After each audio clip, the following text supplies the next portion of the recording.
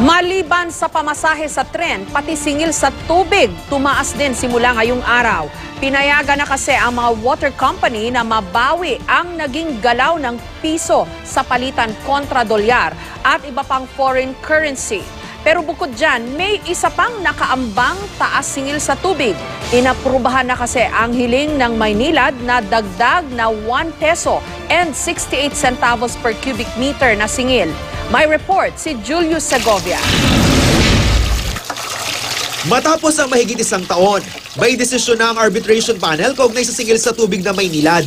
Sa inihaing disclosure ng Maynilad sa Philippine Stock Exchange, iniulat nitong pinayagan ng arbitration panel ang taas singil sa tubig na 1 peso and 68 centavos per cubic meter. Kaya ang mga kumukonsumo halimbawa ng 20 cubic meters kada buwan, mahigit 33 piso ang dagdag sa buwan ng bill.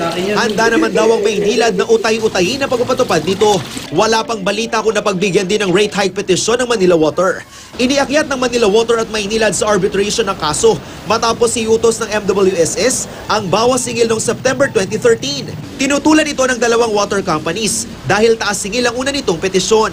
Bukod dito, talagang mas mahal na simula ngayong araw ang kinukonsumong tubig ng mga taga Metro Manila at ilang kalapit probinsya. Bunso dito ng FCDA o Foreign Currency Differential Adjustment, kung saan binabawi ng mga water company ang naging galaw sa palitan ng piso kontra dolyar at iba pang pananalapi. 36 centavos per cubic meter ang taas singil ng Manila Water o mahigit 20 pesos sa dagdag sa bill ng bahay na 30 cubic meters ang buwan ng konsumo. Mahigit 9 pesos naman ang taas sa monthly bill na average household ng Maynilad customers, kasunod ng 38 centavos per cubic meter na rate hike. Kaya ang may bahay na si Marilu, tipid-tipid na lang sa konsumo. Talaga napakahina ko lang magbukas ng tubig. Wala mo naguhugas ako. Tapos yung mga pinagbanlawang ko, pinanlilinis ko yan ng mga sahig, simento. Ang masaklap, ikinakarga pa rin pala sa bill ng mga consumer ang corporate income tax at iba pang gastos ng dalawang water companies na iniutosan ng MWSS na alisin. Kabilang narito ang mga advertisement at sponsorship ng kumpanya gaya ng golf tournament. Tax holiday pa ang Maynilad, so hindi pa kami nagbabayad ng income tax except for mga items na hindi covered ng income tax holiday. Ang pananaw ho namin dyan is naglalabas ho kami ng pera at binabawi ho natin ito doon sa tariff na binabayad ng mga customers. They can continue doing that.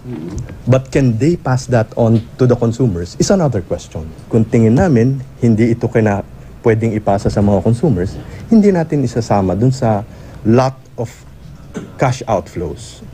Bagay na lalong ikinainit ng ulo ng consumer group na WARM o Water for All Refund Movement. Tuloy ang ligaya, tuloy ang pagtabo ng tubo sa tubig, tuloy ang panluloko sa mga water consumers. Handa naman daw ang dalawang water companies na ibalik sa consumers ang mga ipinasang singilin sakali pa sa uli ito. If they say you have to return it, then we have to return it. Julius Segovia, GMA News.